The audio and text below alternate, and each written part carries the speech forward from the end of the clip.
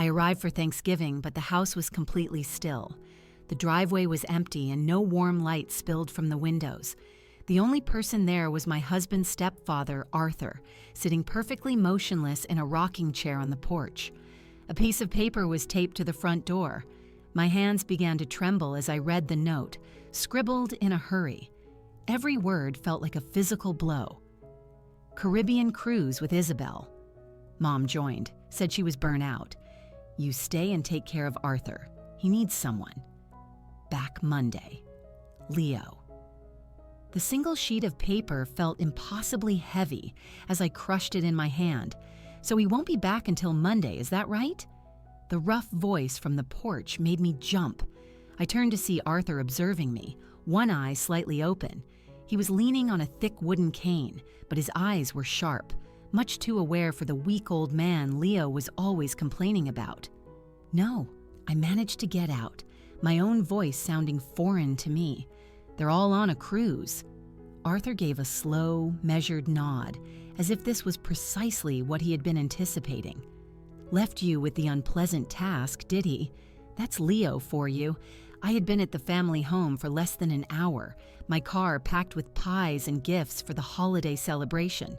The deep silence should have been my first clue. There was no aroma of a roasting turkey, no sound of a football game on TV, no one yelling a greeting. Just a cold, quiet house and Leo's stepfather, who was studying me with those unnervingly sharp blue eyes. I don't understand, I whispered, sinking into a dusty chair in the kitchen. We planned this for weeks. His mother was supposed to be the host. The entire family was supposed to come. I reached for my phone and tried Leo's number again.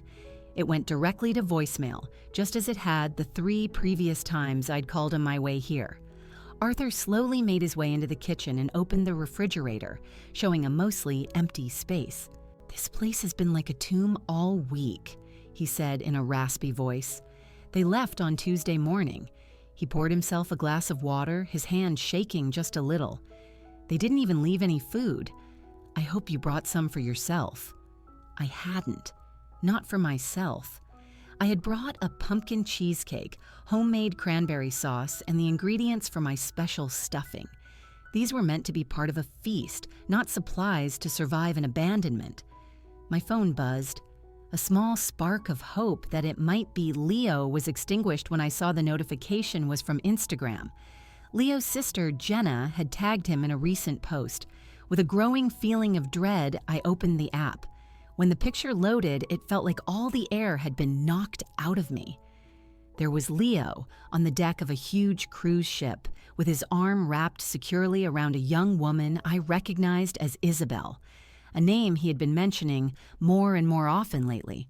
They were toasting with champagne glasses, smiling at the camera with the blue ocean as a backdrop. The caption was like twisting a knife. New Adventures Island vibes with my one and only at Leo Taylor and the family. The family. That word felt like a burn. I frantically scrolled through the other photos. There was his mother, Sharon, holding a piña colada, looking completely relaxed for someone who supposedly needed a break from being a caregiver. Another photo showed Leo and Isabel at a dinner with candlelight, looking very much like a couple. The post was 2 days old. This trip had been planned long before Leo was reminding me to bring my nicest dress for his mother's Thanksgiving dinner. See anything interesting? Arthur asked, his eyes fixed on my expression. My hands were shaking so badly I could barely keep the phone steady. I showed him the screen. They're on a cruise, with Isabel. The one from his office, he promised, was just a colleague. My voice broke on the last word. They planned this. All this time, while I was taking off from my web development work, buying presents, and thinking we were going to have a family holiday. Arthur's face was grim. That Isabel has been calling the house for at least 3 months. A sweet-sounding voice, an irritating laugh. You knew? I asked, the accusation clear in my tone. I notice a lot of things they think I don't. He tapped the side of his head. This old brain is still working just fine, no matter what Leo tells everyone. A cold dread took hold of me. I quickly opened our joint banking app. The transaction was there from 3 days ago, a withdrawal of $6,500.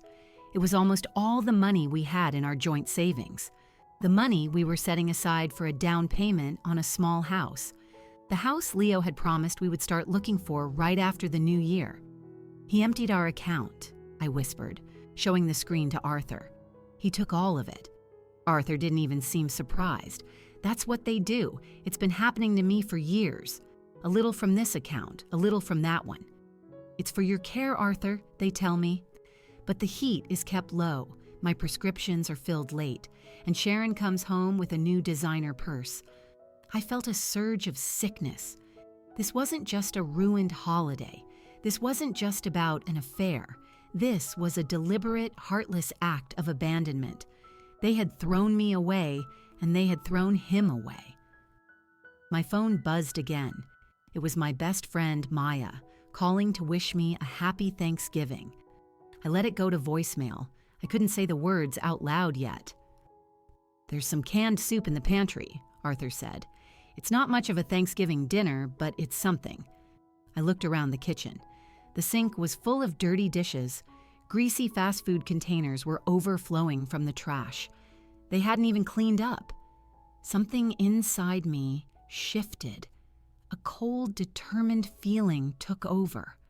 "No," I said, my voice suddenly strong. "We are not eating canned soup. We deserve more than that." I grabbed my purse and car keys. I'm going to the grocery store. If I'm lucky, they'll have a small turkey left. We are going to have a real dinner tonight.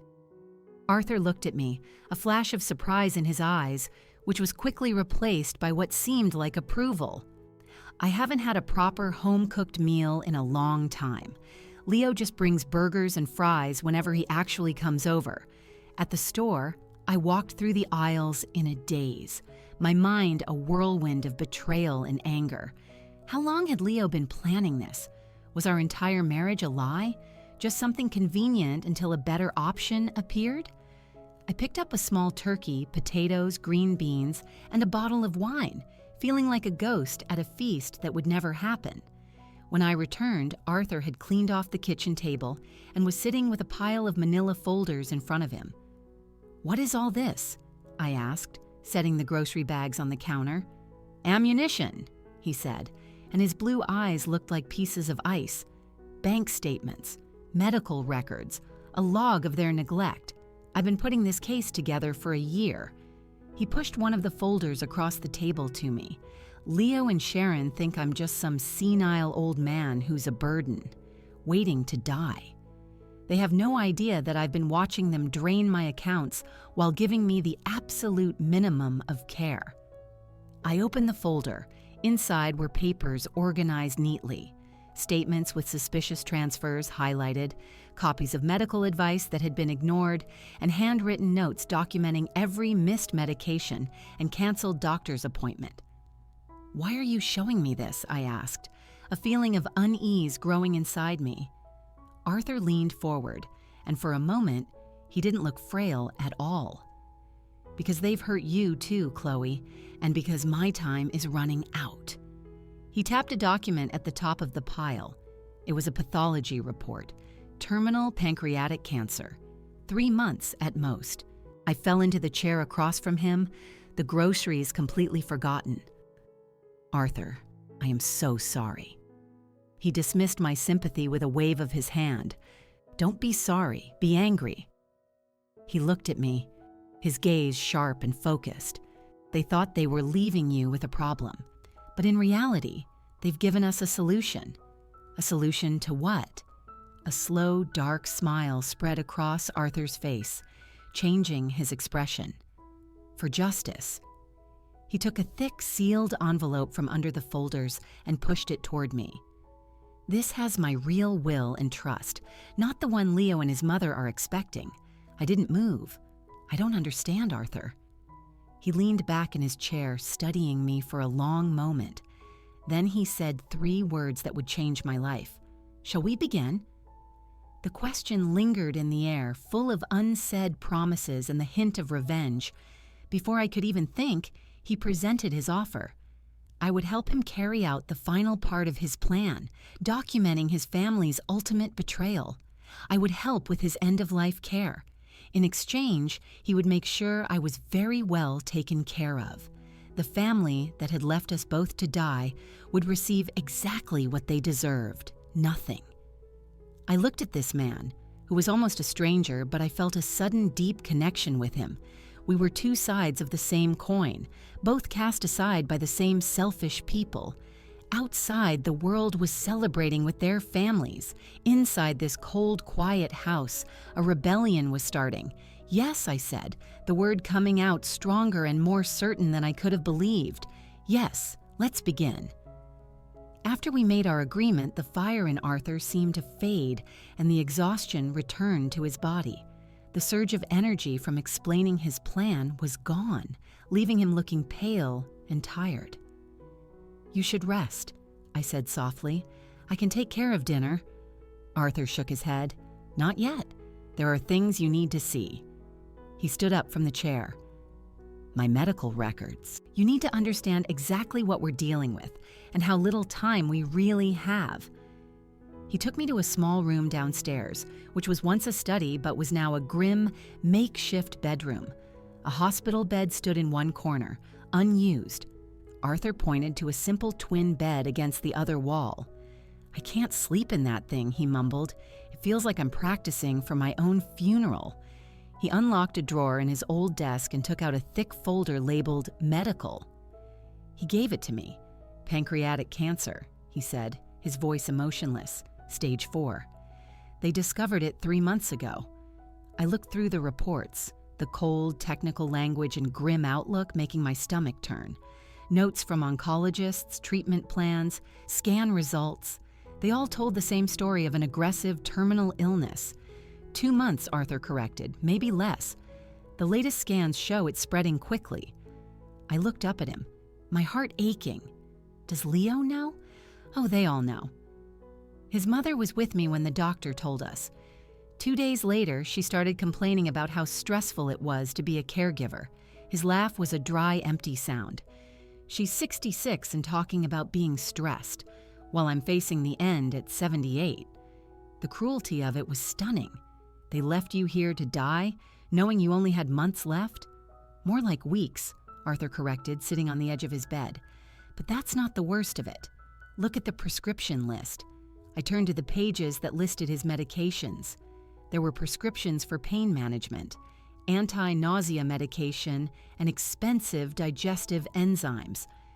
"Now go look in the bathroom," Arthur said. "See what's actually in there." In the small attached bathroom, I found a mess of pill bottles. As I went through them, a disturbing pattern became clear. The strong opioid for his pain had been refilled twice, but the bottle was almost full. The expensive enzyme supplements, which should have been almost gone by now based on the refill date, were still half full. "They're rationing my medicine," Arthur confirmed when I came back, my hands shaking with anger. 1 pill when the prescription is for 2. Half a dose of the pain medication, and the palliative care specialist they were supposed to find? "Too expensive," Sharon said. "That's not just neglect, Arthur," I said, my voice low and full of rage. "That's active abuse. It's what happens when you're treated like a bank machine instead of a person." He took a small, worn notebook from under his pillow. "I've been keeping a journal. Every missed dose, every canceled appointment, every dollar that disappeared from my account for home care supplies that never arrived." The level of detail was incredible. Pages were filled with dates, times, and cold, hard facts. His body might have been failing, but his mind was sharp as a tack. "Let me start dinner," I said, needing something to do with my anger. "You must be hungry." The kitchen was proof of their neglect. A few cans of expired soup, stale crackers, and milk that was about to go bad. Using the groceries I had bought, I managed to roast the turkey breast with potatoes and green beans. It wasn't the big meal I had planned, but it was much better than canned soup. As we ate, Arthur watched me. "Tell me about your marriage to Leo," he said suddenly. "When did you realize he wasn't the man you thought he was?" The question surprised me. I thought for a moment, moving food around on my plate. It was a slow process, I admitted. When we first met, he was so charming and so supportive of my freelance coding. I had my own clients, my own apartment, my own life. I trailed off, realizing how much of that had been slowly taken away. After we were married, he convinced me to give up my shared office space to save money. Then my freelance projects started to get his opinions. He would suggest I drop clients who were too difficult. He would ask questions if I was out late with my friends. He started checking my phone, saying he was just looking something up. The pattern was painfully obvious now. A classic case of isolation, Arthur murmured. Exactly. When my father passed away and left me $30,000, Leo insisted it go into our joint account for our future. That was our down payment. The same down payment he just spent on a cruise with his mistress. Arthur finished for me. I put my fork down, my appetite gone. 6 years of my life. And he was just waiting for a better option to show up. People like Leo and Sharon view relationships as business deals, Arthur said, his voice heavy with experience. I made that same mistake with her. I was already a widower, financially stable from my career in investment banking. She was beautiful, and Leo was a teenager who needed a father figure. He sighed. After the wedding, everything changed. The spending increased, always explained as living the life we've earned. When I tried to set some financial boundaries, I was the bad guy. Controlling, cheap, not a real family man. That sounds very familiar, I said. After dinner, Arthur led me into his old study. He pointed to a plain painting on the wall. Help me with this. Behind it was a hidden panel. He took it off and pulled out a fireproof box. My real assets, he said, placing the papers on his desk. Offshore accounts from my banking days, a property in Colorado, investments that Sharon knows nothing about. The amounts were shocking. Over $4 million, completely separate from the assets his family knew about and had been slowly taking from. They've been picking me clean for years, Arthur explained. But this is untouchable. I made sure of it. He tapped one of the property deeds. This house is not in my name or in Sharon's. It's owned by a holding company. They think they're going to inherit it. They're going to inherit nothing. Does Leo have any idea? I asked, still in shock. Not a clue. Not even my lawyer knows everything. Only my financial advisor in Boston, and he's as trustworthy as they come. Arthur's eyes burned with a fierce intensity. I always knew what Leo was. He's just like his mother, ambitious, charming, and completely ruthless. I just never thought he would do the same thing to his own wife.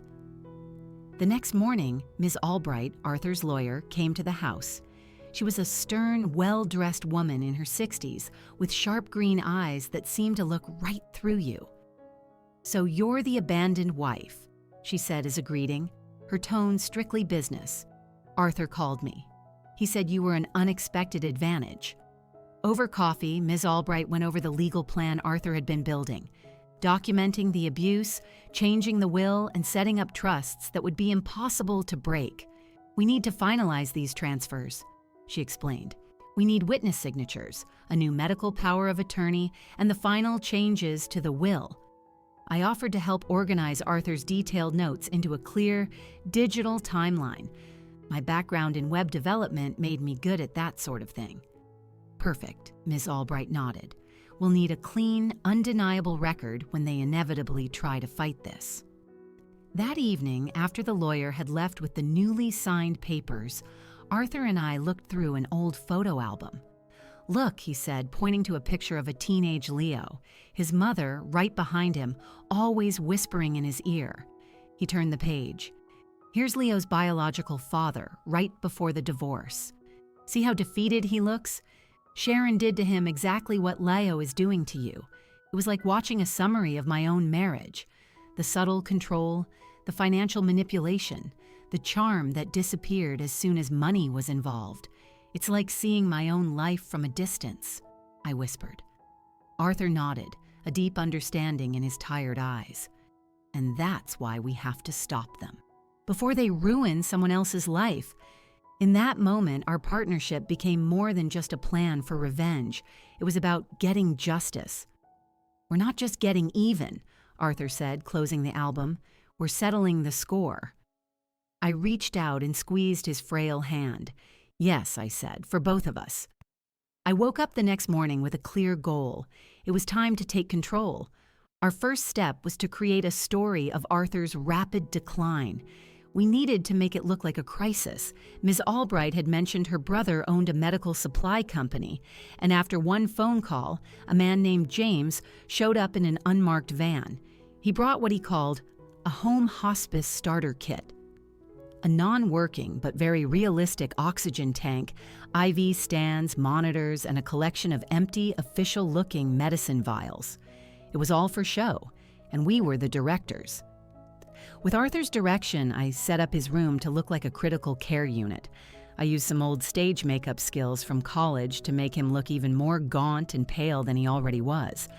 In the pictures I took, he looked like he was on the verge of death. "Now you," Arthur instructed from the bed. "You need to look like you're at your breaking point." I messed up my hair, put on an old baggy sweatshirt, and smudged my makeup. The pictures I took of myself, pretending to be asleep in a chair by his bed or anxiously preparing his medication, were heartbreakingly believable. We sent the most concerning photos to Jenna, Leo's sister. She was the only one who had sent a single, half-hearted text to check on him. I wrote the message carefully. "Arthur had a difficult night. His fever went up to 102. I'm trying to manage his pain. I'll keep you updated." It was designed to make her feel guilty without being accusatory. Jenna's response came within minutes. "OMG, poor Uncle Arthur. Let me know if anything changes." The bait was taken. My next performance was for Leo's voicemail. I recorded my side of the calls on Arthur's phone, my voice tight with fake panic.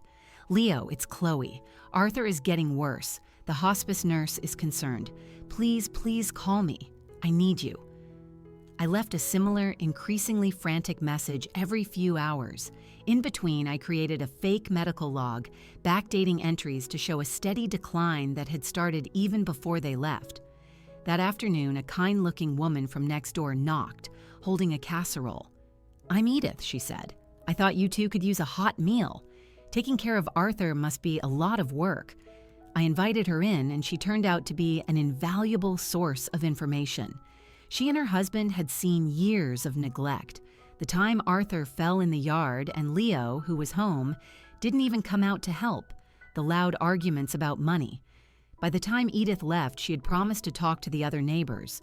Over the next 2 days, a steady stream of concerned neighbors came by, each bringing food and another story of the family's cruelty. Each story was another piece of evidence against them. On Saturday, Ms. Albright returned.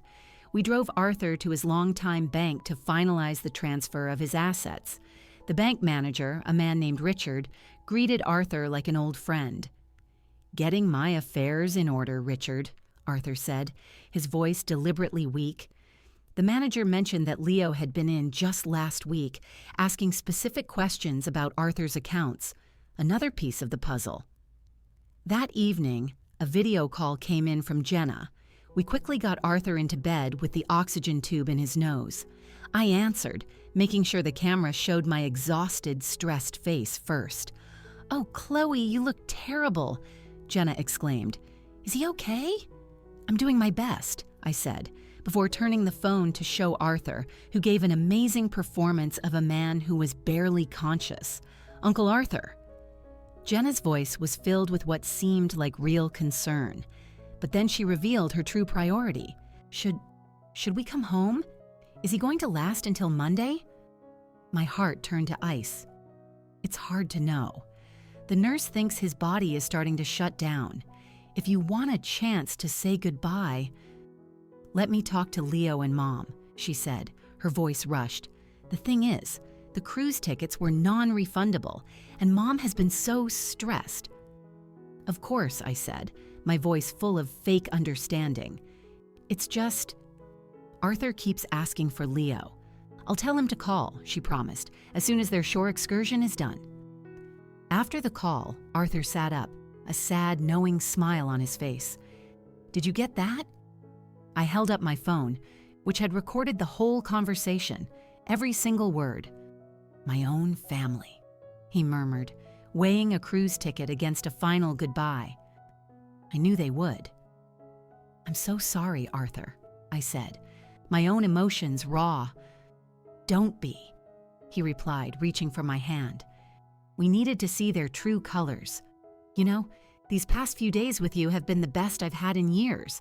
It's nice to have someone who actually cares." We sat there in the quiet, the trap nearly complete. Now we just had to wait for them to walk into it. Sunday morning, I saw a real change in Arthur. A bluish color on his lips, a tremor in his hands that wasn't part of the act. "You don't have to pretend for me," I said softly. "You're really not doing well today, are you?" "Ironic," he rasped, a faint smile on his lips. "After all our acting, the real thing decides to make an appearance." I called the actual hospice nurse, who confirmed my fears. He had hours, maybe a day. The revenge plan suddenly felt unimportant. All that mattered was making him comfortable. "What would you like for breakfast?" I asked, trying to keep my voice from shaking. "Peaches," he whispered. "Fresh peaches and cream. My wife, Martha, used to make them for me. It took me over an hour and visits to 3 different stores, but I found them." The look in his eyes as he took the first bite was worth everything. "Just like she used to make them," he said, his voice thick with emotion. For the rest of the day, I just took care of him. I read to him from his favorite crime novel. I played the classical music he enjoyed. The connection between us, which had started because of betrayal, had turned into something real and meaningful. "You know," he said that afternoon, "a stranger has shown me more kindness in 4 days than my own family has in a decade." The nurse came back and confirmed that he was actively dying. "Don't call them," Arthur insisted when she left. "They made their choice. But call Miss Albright. It's time." Miss Albright arrived with a notary. With the last of his strength, Arthur finalized everything. The new will was airtight, clearly stating abandonment and neglect as the reasons for disinheriting Leo and Sharon. Then he dictated a final letter, a calm, devastating account of their cruelty, not written out of anger but out of deep disappointment. For extra measure, he recorded a video statement, his mind sharp as he methodically described years of mistreatment. "Chloe showed me more dignity in 4 days than my family did in 4 years, he said directly to the camera. "She is the only one who has earned what I have built." As night came, his energy faded. At his request, I found a dusty bottle of vintage port he had been saving for an anniversary with his late wife that he never got to celebrate. To justice, he toasted, his hand shaking. "To dignity," I replied. We sat together as it grew dark. Around midnight, his breathing became shallow. I held his hand as he quietly passed away. There was no drama, just a peaceful end to a life that had deserved so much more. After the nurse made the official call and the funeral home had come for him, I was alone in the quiet house. I let myself grieve for the friend I had made, and then I started to work. Leo and his family were due back the next day, expecting to put on a show of concern for a dying man. They were about to get a surprise. I put Arthur's letter on the mantel. I laid out the folders of evidence on the dining room table. I set up his video testimony on the television. I printed out their happy cruise photos and placed them next to the timeline of Arthur's decline. Everything was ready. "It's done, Arthur," I whispered to the empty room. "They're about to find out everything they've lost." I was waiting in the living room when I heard the car doors slam, followed by laughter. Leo came in first, sunburned and smiling, followed by his mother, sister, and Isabel, all carrying shopping bags. "Honey, we're home," he called out, his smile vanishing when he saw me standing there in a simple black dress. "What's with the funeral clothes?" Sharon demanded, dropping her purse. "Where's your father? Is he resting?" "Arthur passed away on Saturday night," I said, my voice calm and steady. The shopping bags fell to the floor. "What do you mean, passed away?" Sharon's voice was sharp and disbelieving. "He died in his sleep. The funeral was yesterday. It was a lovely service." Many of your neighbors came. You had a funeral without us?" Leo sputtered, his face a mixture of shock and calculation. "You were invited," I replied coolly. "I left you several messages. You chose not to respond. We need to talk," Leo said, his voice tight. "Yes," I agreed, motioning for them to come into the living room. "We do." I took the envelope from the mantel. "Arthur left this for you." "Did he change the will?" Sharon blurted out. "Is that what this is about?" I started to read Arthur's final words. As I spoke of his loneliness, his pain, and the neglect, I watched their faces. Sharon's expression turned to stone. Leo fidgeted. Jenna looked sick. "The greatest pain," I read, "is realizing that the people you loved only saw you as an inconvenience to be put up with." When I finished, the silence was heavy. "He was confused at the end," Leo finally said. "The medication." "Arthur was perfectly clear-headed," I interrupted. "In fact, he left a video. I led them to the dining room and showed them everything. The bank statements, the neighbors' testimonies, the medical log. Then I pressed play. Arthur's calm, articulate voice filled the room, describing every single betrayal. "It's a setup," Leo shouted, pointing at me. "She manipulated him." The doorbell rang. It was Miss Albright. "Am I interrupting?" she asked, her voice like ice. "Not at all," I said. "The family was just getting caught up." "Excellent. As the executor of Arthur's estate, I am here to inform you of the terms of his final will. He has left his entire estate to Chloe Mitchell. The rest of you have been explicitly disinherited due to abandonment and financial abuse." "That's impossible," Sharon shrieked. "We're his family." "You are welcome to challenge it," Ms. Albright said smoothly. "But given the mountain of evidence, you would be wasting money that you no longer have." "What do you mean?" Leo demanded. "The house you are standing in, your own home, and the accounts you have been draining are all owned by a trust. As of this morning, Chloe is the trustee." Leo's face turned white. The savings he had spent on the cruise were gone. His expected inheritance was gone. Even the roof over his head was no longer his. "What about my college fund?" Jenna asked, her voice a small whimper. "Your father was given that money years ago," Ms. Albright told her. "The accounts were never created." The family fell apart, screaming accusations at each other. Isabel slipped out the front door. As the chaos swirled around me, I went to get my suitcase. Leo followed me into the hallway, his entire attitude changed. "Chloe, please," he begged with tears in his eyes. "I made a mistake. It was nothing. We can fix this." I looked at the man I had once promised to love forever and felt only pity. "You left him to die," I said softly, "and for that, you get nothing." I took off my wedding ring and dropped it into his hand, along with the keys to our apartment. "You can't do this," he screamed as I walked away. "I'll sue you. You manipulated a sick old man." I turned at the door. Everything I did was legal. "You taught me a very valuable lesson, Leo. Always get receipts." I walked out into the sunshine, leaving the wreckage of their lives behind me.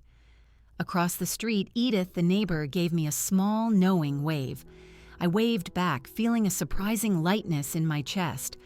Arthur's final gift wasn't the money, it was the clarity. He'd given me the strength to see the truth and the power to walk away from it.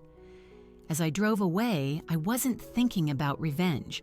I was thinking about new beginnings, about honoring a good man's memory by living a good life, and about the strange, beautiful friendship that had saved us both. Arthur had found his peace, and now I was going to find mine. Thank you for following this story to the very end. For me, the most powerful moment was when Arthur asked for the peaches his wife used to make, a small act of kindness that meant the world. What part of the story resonated most with you?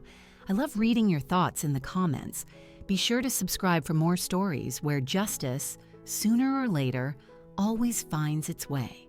End of story.